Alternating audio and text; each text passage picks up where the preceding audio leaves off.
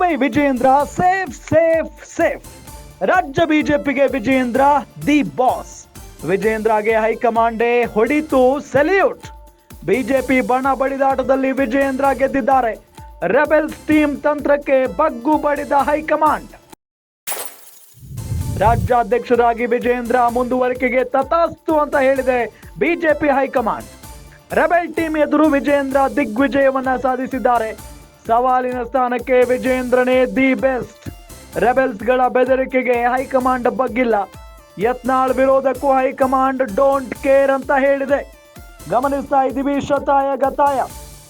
BY Vijayendra ಅವರನ್ನ ಅಧ್ಯಕ್ಷ ಸ್ಥಾನದಿಂದ ಕೆಳಗಿಳಿಸಬೇಕು ಅಂತ ಹೇಳಿ ಬಂಡಾಯ ಎದ್ದಿದ್ದಂತ ಬಸನಗೌಡ ಪಾಟೀಲ್ ಯತ್ನಾಳ್ ಅಂಡ್ ಟೀಮ್ಗೆ ನಿರಾಸೆಯಾಗಿದೆ ಇವತ್ತು.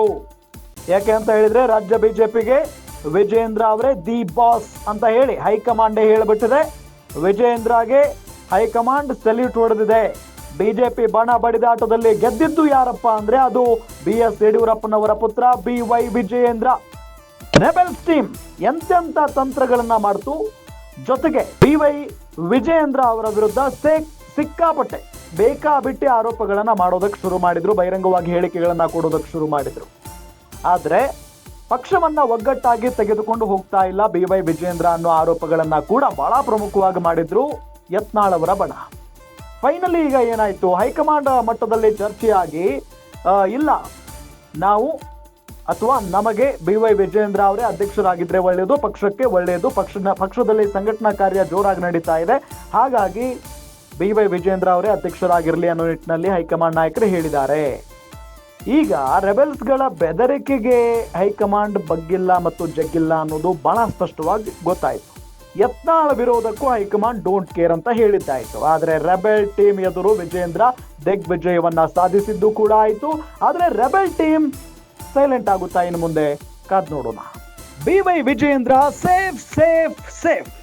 ರಾಜ್ಯ ಬಿಜೆಪಿಗೆ ವಿಜಯೇಂದ್ರ ದಿ ಬಾಸ್. ವಿಜಯೇಂದ್ರಗೆ ಹೈಕಮಾಂಡೇ ಹೊಡಿತು ಸೆಲ್ಯೂಟ್. ಬಿಜೆಪಿ ಬಣ ಬಡಿದಾಟದಲ್ಲಿ ವಿಜಯೇಂದ್ರ ಗೆದ್ದಿದ್ದಾರೆ.